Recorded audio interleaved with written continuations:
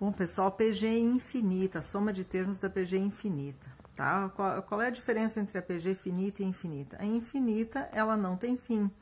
Só que essa fórmula que nós vamos usar é a fórmula da PG infinita, né? Quando tende a zero. Então, por exemplo, no exemplo 1, nós temos aqui, né? Eu coloquei em fração 1, 1 meio, 1 quarto, 1 oitavo, 1 16avos, e assim por diante. Lá pelas tantas, iria vir o 1 sobre 1024.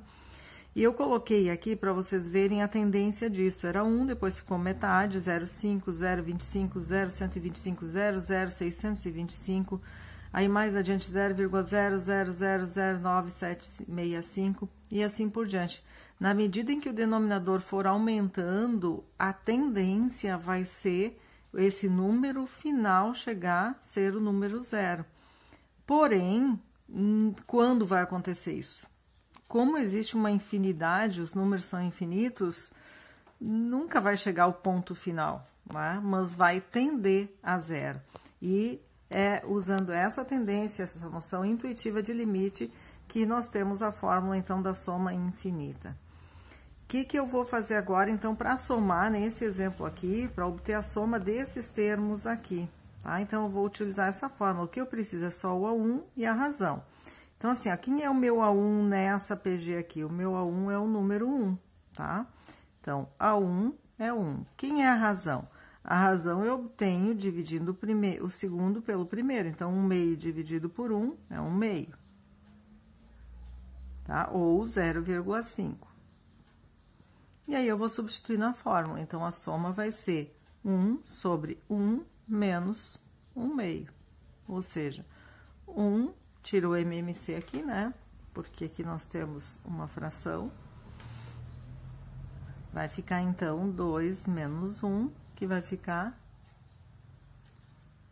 S igual a 1 sobre 1 meio.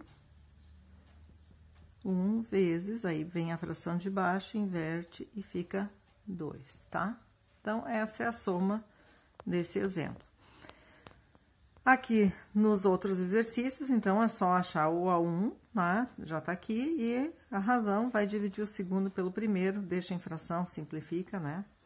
Aqui também, né? Determina a soma. O que eu vou ter aqui? Olhem só, eu vou ter 2 nonos, é o A2, então, a razão, eu vou ter o 2 nonos dividido por 2 terços. Isso vai dar 2 nonos vezes o inverso do de baixo, então, inverte e vem pra cá. E aí, eu posso simplificar, ó. Então, ficou 1 terço.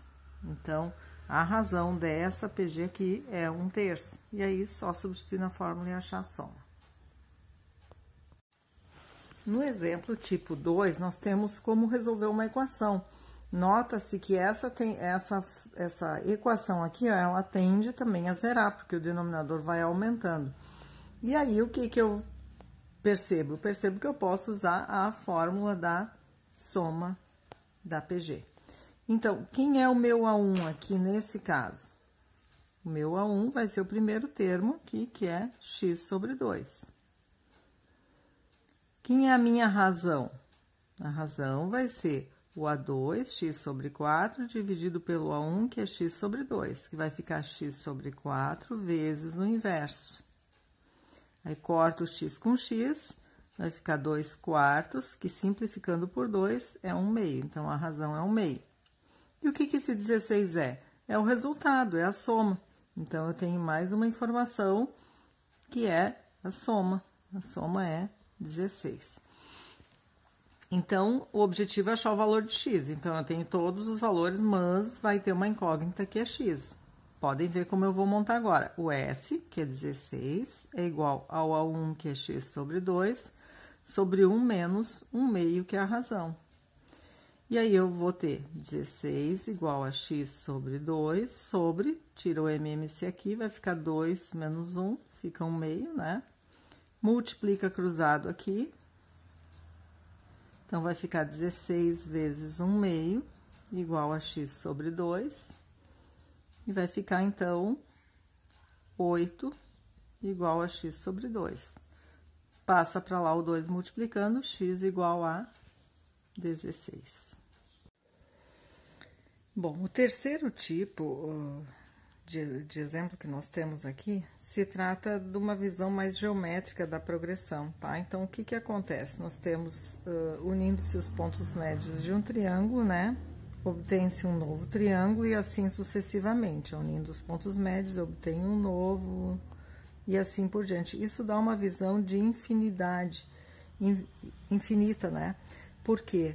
Porque eu vou cada vez diminuindo mais, mas quando vai ser o último lado, a medida do último lado, qual vai ser? Não se tem essa noção. Então, ela tende a zerar, mas quando isso vai acontecer não se sabe. Eu quero saber a soma de todos os perímetros obtidos. Então, observem o seguinte, se o primeiro perímetro, tem que fazer então uma sequência, eu quero soma de perímetros, eu tenho que saber quem é o meu perímetro 1. Então, perímetro é a soma dos lados, se o lado é 3, 3 mais 3 mais 3, meu primeiro perímetro é 9.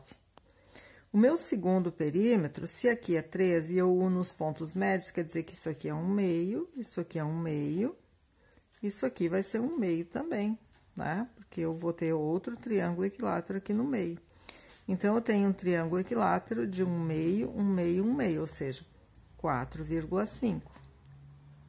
Então, esse é o meu segundo. Basta primeiro e segundo termos para eu poder calcular a soma. Por quê? Porque a soma é o A1 sobre 1 menos a razão. Então, quem é o meu A1? É 9. Então, a soma vai ser 9 sobre 1 menos quem é a razão? A razão é obtida pegando o segundo termo e dividindo pelo primeiro. Então, Q igual a 4,5 dividido por 9, que vai dar 1/2. Né? Ou 0,5. O que que eu vou fazer agora? 9. 1 menos 0,5 dá 0,5. 9 dividido por 0,5 é 18. Então, 18 é a área desse triângulo. O exemplo 4, ele trata de uma dízima periódica, certo? E se vocês vão observar essa dízima periódica, eu posso desmembrar ela em somas, ou seja, 1, né? 0,4, 0,04, 0,004, 0,0004 e assim por diante. Então, se eu somar tudo isso aqui, vocês vão ver que eu vou obter a mesma coisa que tá lá naquele, né? Mesma coisa que tá aqui. Então, o que que eu observo? Que daqui até aqui, ó, nessa sequência, porque isso aqui continuaria, eu tenho uma PG, tirando aquele 1 que não pertence a PG. Então, eu posso calcular a fração geratriz calculando a soma dessa sequência onde virou uma PG. Quem é o meu A1 aqui? O meu A1 vai ser 0,4. Quem é a minha razão? A minha razão é o segundo termo dividido pelo primeiro. Então, se vocês vão observar, 0,04 dividido por 0,4 dá 0,1. Então, a razão é 0,04 dividido por 0,4, que vai dar 0,1. Sendo assim, eu tenho razão 1/10, vou passar para a fração, tá? E o meu A1, 4/10. Então, a minha soma vai ser 4/10 sobre 1 menos 1/10, que vai dar 4/10. Aqui tiro o MMC da parte de baixo, fica 10 dividido por 1 vezes 1 dá 10, menos 1, 4/10 sobre 9/10. Posso cortar aqui, fica 4/9, certo? E aí, eu tenho 4/9. Está pronta a minha fração geratriz? Não, porque tem aquele 1 que ficou sobrando lá. Então, no final, o que que eu vou fazer? 1 mais 4/9. E aí, eu tiro o MMC, vai ficar, então, 9 mais 4 sobre 9, que vai dar 13 sobre 9. E se vocês pegarem uma calculadora e dividirem 13 por 9, vocês vão achar exatamente 1,44444444, tá? Vale observar ainda que, por exemplo, no caso da questão 7, o que que acontece aqui? Nessa questão 7, eu tenho 0,555, eu não tenho esse 1, então eu só vou fazer a soma, só essa parte aqui, tá? Então, eu não preciso somar aquele 1 que ficou lá em cima.